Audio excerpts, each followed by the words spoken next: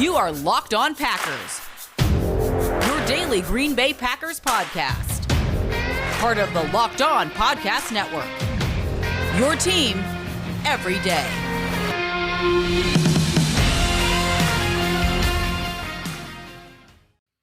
You are Locked On Packers, part of the Locked On Podcast Network, your team every day. I'm Peter Bukowski, and I cover the Packers for The Leap, a newsletter I would love for you to subscribe to. You can follow me on Twitter, Peter_Bukowski. Follow the podcast on Twitter, Locked On Packers.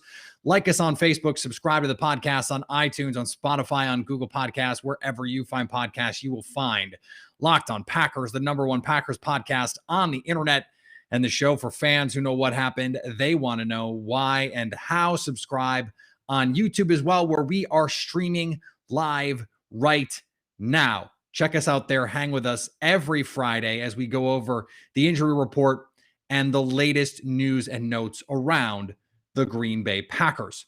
Let's start with those injuries because we have a surprise injury in this case, and that is the center who had been starting for the Green Bay Packers, rookie Josh Myers, is going to be out for this game. And that is a surprise because Tom Silverstein, among others, suggested that given what he was doing in practice, that he did not seem like someone who was not going to play. Now, some of that is body language doctoring, and some of that is just sort of trying to read the tea leaves here. But they're in a position here for the Packers. Elgton Jenkins, questionable. So they've got a lot of options as to how they can put this team together. So the easiest thing, I think, is to say, Elgton Jenkins, you're going to play center. Josh Nijman has been doing the job at left tackle for a couple weeks now. He's probably been preparing all week to play left tackle. And so that seems like the logical fit. Jon Runyan Jr. has played well at left guard, and you just swap in. For continuity's sake, you just swap in Elgton Jenkins, and he's a Pro Bowl caliber center. I mean, he is a terrific center. Wherever you put him, you are going to get high level play. So it doesn't matter left tackle or center. From a continuity standpoint, that part of this does matter. So you have a opportunity to keep that continuity, and rather than put him at left tackle and then swap in Lucas Patrick, and now you've got essentially two new starters. Now, old, new, I mean, Jenkins is the old starter. So, you know, there's a lot of different ways that they could go with this. The other option is you play him at left tackle because that is the most valuable place that you can play him. And you put Lucas Patrick in at center. I think that is a more than viable option for the Green Bay Packers because Lucas Patrick has played a bunch of backup center before. He's one of the best backup offensive linemen in football and was a pretty good starting guard last year for the Packers. Solid. I mean, he's pretty good. Lost his job in this case this year, but as a backup center in a 1 or a 2 game absence for your starter, Josh Myers has been really good, by the way. Top 10 in pass block win rate, top 10 in run block win rate. Lucas Patrick is going to be solid. He's not going to hurt you. You can put him in, and you can put Elgton Jenkins at the most valuable position that he can play, which is left tackle. I frankly don't know which direction Matt LaFleur is going to go. I mean, there are a lot of options here. And I say a lot. There are 2 options, really, because I don't think you're not going to put him at left guard, because now you're taking Jon Runyan Jr. off the field and you're putting a backup in Lucas Patrick in, who lost his job to Jon Runyan Jr. So that doesn't seem to make a lot of sense. I think you either play Elgton Jenkins at left tackle and have Lucas Patrick play center, or you have Jenkins play center and you keep Josh Nijman at left tackle. The Bengals front, they've got DJ Reader in the middle. He is an excellent nose tackle. And then they've got guys on the edge, Trey Hendrickson, Sam Hubbard. These guys are real. They're real edge players who can create problems for your offense. And now the Packers have a blueprint for this. They have a game plan for this. We've seen it over the last couple of weeks. You can protect Josh, and as long as your interior is playing well, and it has, you're going to be in pretty good shape. Now, they haven't been able to run the ball the way that they want to, and that I think is another reason why maybe you put Elgton in the center and say, okay, we're gonna run at these guys. We're gonna put our best offensive lineman on the field against the the guy who makes the biggest difference for you inside, which is Reader. His ability to eat blocks creates one-on-one matchups for those guys on the outside. The other injury is Jaire Alexander. We got the update from Matt LaFleur, and the update is no surgery, which is a great update to get. No surgery. That doesn't mean we have a timeline. We don't. Jaire is going to be out this week. We know that, or we're pretty sure of that. And we don't know the timeline beyond that. Could be 4 weeks, could be 6 weeks, could be 12 weeks. If you have Jaire Alexander back for December, January, that's all that matters. This team, barring craziness, barring, Rodgers gets hurt, Adams gets hurt, Jones gets hurt, they're going to get to like 10-7 at least, and they're going to win this division. They're going to make the playoffs. This is the worst division in the league. I don't think Justin Fields being the starter changes that for Chicago, and the Vikings are just a mess. So who knows what to do with them. You need Jaire healthy at the back end of the season. That's what you need him for. And he's going to come back ready to go. I mean, he's not going to, you don't worry about rust with him. But the Packers have to put together a cornerback group for this week. It sounds like T. Higgins is good to go. So this Bengals receiving core is ready. They're healthy. They're explosive. Okay, they're not really explosive. Jamar Chase is explosive. Jamar Chase can win down the field. Tyler Boyd, not so much. T. Higgins, not so much. Those guys are not going to create a lot of separation. So Kevin King cleared concussion protocol. Chris Barnes cleared concussion protocol. So you're going to get 2 starters back. And essentially, Eric Stokes becomes your replacement for Jaire Alexander. He was already a de facto starter. So you have to feel pretty good about the health of the defense outside of Jaire Alexander. You're going to need your safeties to play really well and really disciplined in this game. There's just no two ways about it. A lot of the quarters coverage we're going to see. I think you're going to see a lot of cover 2, more of that than man potentially. But you have these are the kinds of receivers you want if you're Green Bay, because T. Higgins, not a great route runner, not quick in and out of breaks. He's trying to out-muscle, out-physical you. Jamar Chase, he is fast down the field, but also not a great route runner, does not create a lot of separation yet. He has the physical ability to do it, but he hasn't been able to show he can do it yet.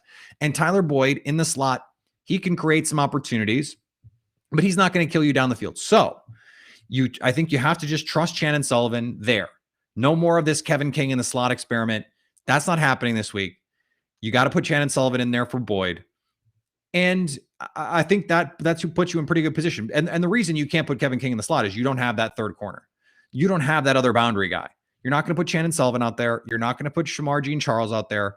You're probably not going to put Russell Douglas out there on 1 week of practice. So I think you have to keep Kevin King on the boundary, and that's okay because you want a big corner on these receivers. I think this group, if there's a week to match up well without Jaire Alexander, this is the week. Not because these guys don't have talent, but just from a skill set standpoint, I think this works for them. This makes sense for them, and it fits with the kind of traits that the Packers cornerbacks have. So when you look at the spray chart, and friend of the podcast, America's guest, Jason Hirschhorn, tweeted this today on Twitter, that you look at Joe Burrow's spray chart via Next Gen Stats. Almost everything is within 10 yards, except for 3 or 4 times a game they take the shot. And they have hit the shot once a game, basically, and scored on it. That is, I don't want to say that is enough, but that can be enough in a game where your defense is without its best player and arguably its second best player in Zadarius Smith. So the Packers defense, their margin for error every week that they lose these guys, it just gets smaller and smaller. So you have to play more disciplined. You have to play a little bit more aggressive. We'll see. Does Joe Barry want to blitz Joe Burrow? Does he want to confuse Joe Burrow? The Bengals are going to go to a lot of spread. And you know what a lot of teams do? A lot of defenses do when teams go to spread? They blitz. We're going to pressure you. We're going to say, okay, you're going to go 5-man protection. We know you don't have the guys to block it. So we're going to bring one more. and we're going to make you get the ball out quickly. And we don't think that you can press the ball down the field when that happens. I think this is a heavy pressure game. This is we're bringing corners, we're bringing 5, we're bringing linebackers, double A gap, mug pressure, and trying not only confuse Joe Burrow, but pressure him. And I think the job that this defense has done and that Joe Barry has done over the last few weeks, I think has gone a little unnoticed in terms of being unique, finding ways to confuse. And, someone like Ben Roethlisberger, he's seen a lot in his career. And the Packers found ways to get him to see ghosts a little bit. So, you worry about Kevin King on Jamar Chase, no question about it. But that's why in cover 2, press him, let him go, and then trust Darnell Savage and Adrian Amos to make those plays and dare. I think this is a heavy cover 2 week. Dare Joe Burrow to make turkey hole shots. Dare him to hit those hole shots on the sidelines. Dare him to drive throws to the sidelines. Dare him. And I don't think consistently that he'll be able to do it. I think this is a good week to ease into a post-Jaire life, at least for a while, because of what they can do. Now, on the other side, the Bengals, Joe Mixon has not practiced all week. He's going to try to practice on Saturday. Even if he can go, he is going to be a shell of himself. So you have to be able to stop the run and get them in the down and distances where they have to go empty, where they have to go shotgun, where they have to try and push the ball down the field a little bit more than they would otherwise want to. When you have Samaje Perine behind Joe Mixon, that is a pretty big drop-off. Even if I like Perine as a player, he's a nice backup running back. He's not Joe Mixon. He doesn't have the versatility that Joe Mixon has. He doesn't have the pass catching and juice in the open field, the ability to make guys miss, to run over guys, to run routes as a running back. He doesn't have those same traits. So it changes what you can do offensively. You either need to play more 11 personnel, you need to go to more heavy personnel and spread the field. There's some different options there, but he is a dynamic weapon that they could potentially be without. Xavier Su'a-Filo is out. So you're playing a backup guard. Austin Carman, the second round pick, is going to have to play. That's already been a thing this year. And it sounds like Trey Hopkins, the center, is going to be good to go, but he's banged up. And you've got Kenny Clark, who's playing at a Pro Bowl level against those guys, especially from empty.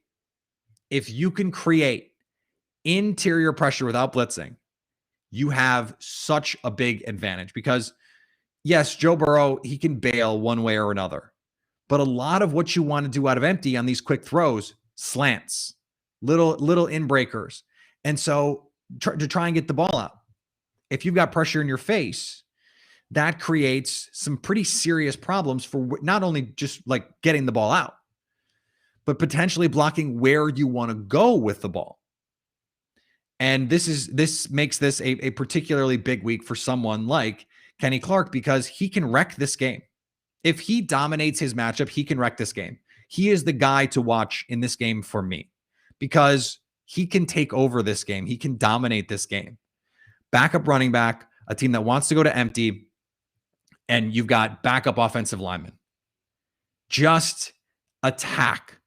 Go forward. That was the message from his defensive line coach.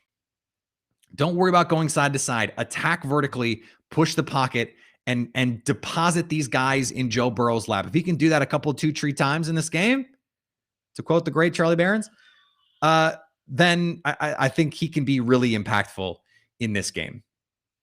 I want to thank everyone who makes Locked On Packers your first listen of the day. We are free and available on all platforms. Today's episode is brought to you by BetOnline. We're back and better than ever. BetOnline is your number one spot for all your pro and college football action this season with the new site, new interface, even more odds, props, and contests. BetOnline continues to be your number one source for everything football. Head to the website or use your mobile device to sign up today and get a 50% welcome bonus when you use the promo code Locked On. Football, basketball, boxing, the Las Vegas casino games. Don't wait to take advantage of all the amazing offers for the 2021 season. BetOnline is the fastest and easiest way to bet on all your favorite sports. BetOnline, where the game starts. Before we get to questions, and we're already getting some questions in the comments, hit the comment section if you have questions. And if you're not watching on YouTube, why are you not? I'm talking to you. We're having a conversation here. Russell Wilson is out 6 to 8 weeks, reportedly a month to 6 to 8 weeks with what they're calling mallet finger. And the reason I bring this up now is the Packers play the Seahawks in 6 to 8 weeks. And so if you're trying to game out the schedule, if you got to play Geno Smith, that looks very different than if you have to play Russell Wilson. Now, the Packers have quietly owned Russell Wilson since, let's say 2015. I won't be any more specific than that. But since then, the Packers have basically owned Seattle, and especially at Lambeau. The games haven't even, in a lot of cases, been that close. So it's just something to keep an eye on. It's never too early to be feeling out the competition. And I think it's a little too early to be scoreboard watching in terms of the standings, because so much can happen, especially with the extra week. But to try and figure out, okay, if Geno Smith has to start for a month, 6 weeks, 8 weeks, I mean, that's a big deal. And not only that, they're giving up their first round pick. So, I mean, they could be giving up a top 15 kind of pick to the Jets for Jamal Adams. And even that would, to me, would be too much. But they give up 2 of those. They give up 2 first round picks to get Jamal Adams. And I don't know, is Jamal Adams one of the 10 best safeties in the league? I don't even know. Is he a modern? I just don't love that. So it was potentially good news for the Packers, even though you're not cheering for injuries, you're not rooting for injuries, none of that stuff. But it does affect Green Bay. And so I think that has to be something that we talk about. So let's start with this. And it's a question that I'm sure we're going to get a lot of. How much Jaylon Smith do you think we see on Sunday?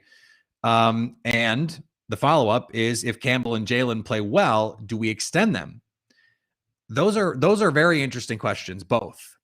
Right now, Devondre Campbell is playing for an extension, no doubt. Now, the problem is the 2022 cap sheet is a mess.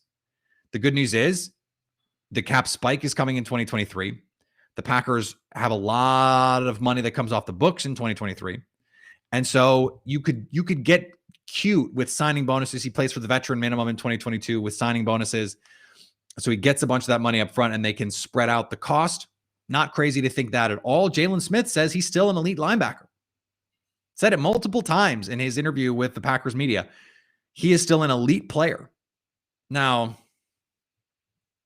opinions are going to vary on that. I don't think he's an elite player anymore. He was for about a season and a half. Can he still cover? Oh, yeah.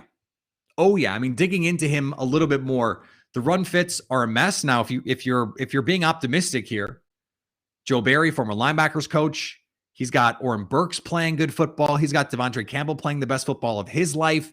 Chris Barnes. So I don't think it's impossible at all for the Packers to feel like they could recapture some of this magic. Mike Smith, outside linebackers coach, said there may be some situations where they use Jaylon as a blitzer. They've gone to some of these 3 inside linebacker looks. Now, they say that was part of the game plan based on matchups for the Steelers. We don't think you can throw the ball down the field, so we don't really care. And we know you want to go, you want to run the ball with Najee and throw it to Najee, and we got to make sure that we have a plan for Najee Harris. There's some interesting things they can do with Jaylon Smith. He can still move. Now, I had a listener reach out that was like, you're talking about Jaylon Smith like he's, 40 and he's only 26. Okay, that's true. You know who else is 26? Kevin King. And he looks like a shell of his former self from an athleticism standpoint. Jaylon Smith does not look like a shell of his former self. The more I watched, the more I realized the athleticism, by and large, is still there. It's that he doesn't always know where to go. He doesn't always know where he needs to be. The instincts are not always great. That's something that you wonder about. To me, the most important thing a linebacker can have is instincts. That's just what it is. So if I don't think you know where you're going, I just don't have any faith in you as a player. Now, he is a beloved guy, huge in the locker room, a leader in the locker room, terrific guy. So he is a boon to your locker room in that way, a boon to your team from a character standpoint, all that stuff. And that stuff matters, by the way. But if all he's doing is giving you, the Oren Burks role, but better, okay, we're going to play him in nickel dime kind of situations where he can run and cover and blitz. Great. Chris Barnes in base, Jaylon Smith in nickel and dime. Great. Sign me up. And there's going to be some big nickel, situation. They take a defensive lineman off the field. They throw in an extra linebacker. I love that. Especially against some of these teams that want to run the ball, that can't challenge you vertically. Maybe it's a way to defend Kyler Murray. A lot of these 3-3-5 looks in college, that's how they're defending spread and mobile quarterbacks and all that stuff. Get as many guys on the field who can run, not just rush. You're going to mush rush Kyler Murray. Russell Wilson is another one of those guys you might just want to mush rush. Russell Wilson might not play. So, but Jaylon Smith, there's a role here. I mean, there is a pathway to him being something meaningful. Another question here. Would you like to see Hill play more in the jet sweeps? And do you think Funchess comes back? I don't think Funchess comes back.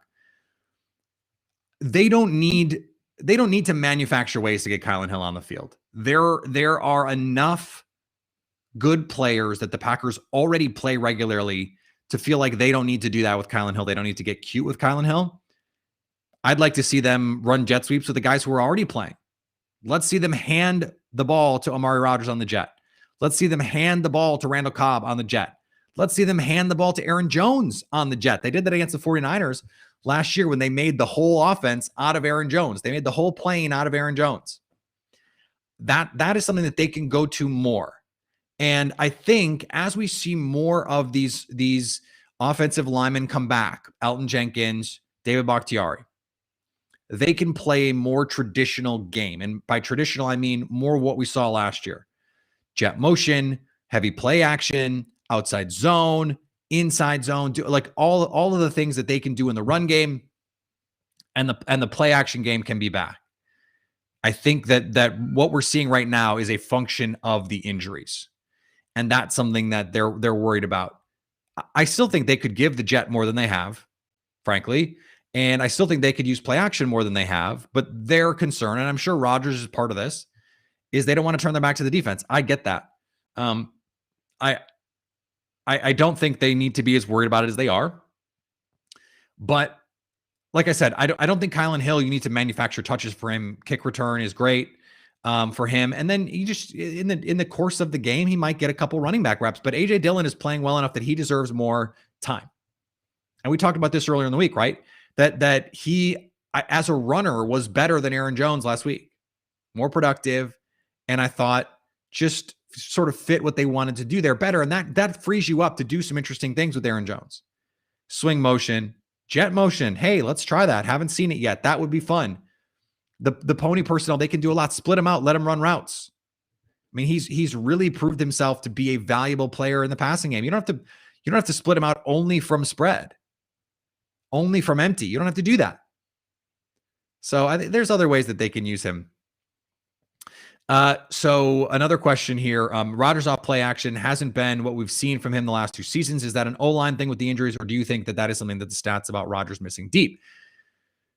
I wrote about this for the Leap this week. So subscribers already know the answer to this, but the play action game has decreased in a considerable way. And Rodgers has not played as well off play action this year as he did last year. Part of that is they're not hitting the deep shots that they hit last year. That's going to happen. That's probably going to regress. They're going to hit some of that stuff. MVS is probably going to come back in a week. And so you're less worried about it. If he hits Big Bob Tunyon for a wide open touchdown against the Steelers, we're probably not wondering about it. If he hits MVS on one of the plays a couple weeks ago, we're probably not wondering about it. It's a small sample size early.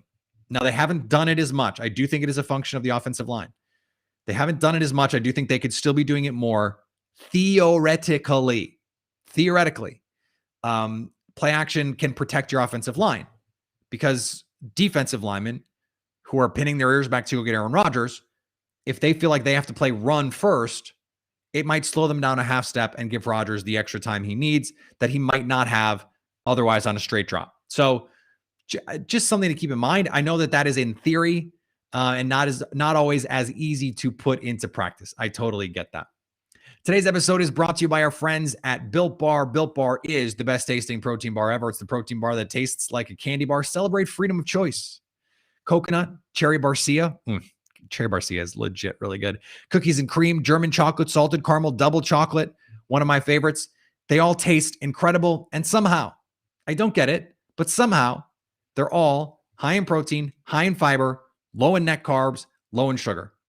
These things are delicious. When I run out, I have a little bit of a freak out because I just sort of like, well, I always eat these when I'm hungry because I can feel good about eating them and they taste delicious. Like if I need something, if I need a snack, I'm opening my cabinet and I'm going to one of two places, Built Bar or Just the Cheese, because they're delicious and not going to make me feel bad about eating them. Go to built.com and use promo code LOCKED15 to get 15% off your order. That's promo code LOCKED15 to get 15% off at built.com. Question here. What kind of coverage will the Packers play? I said early in the stream, and I know that everyone was not here for the whole one.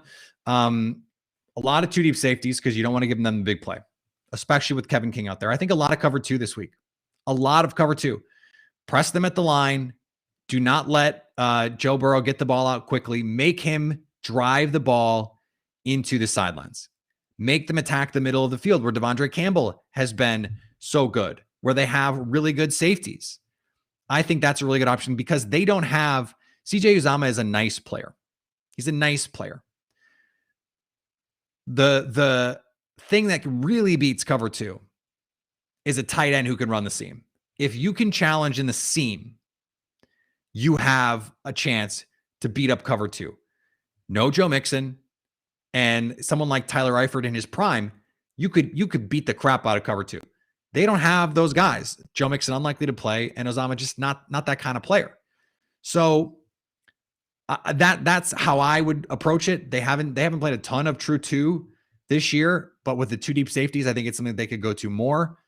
Frankly, I think we could see them play, a decent amount of man coverage because this is not a group outside of Tyler Boyd that can get open. It's just not. I mean, even you make all the jokes you want about Kevin King. It's not a great team at getting open. And I think I'm interested in how they're going to play it.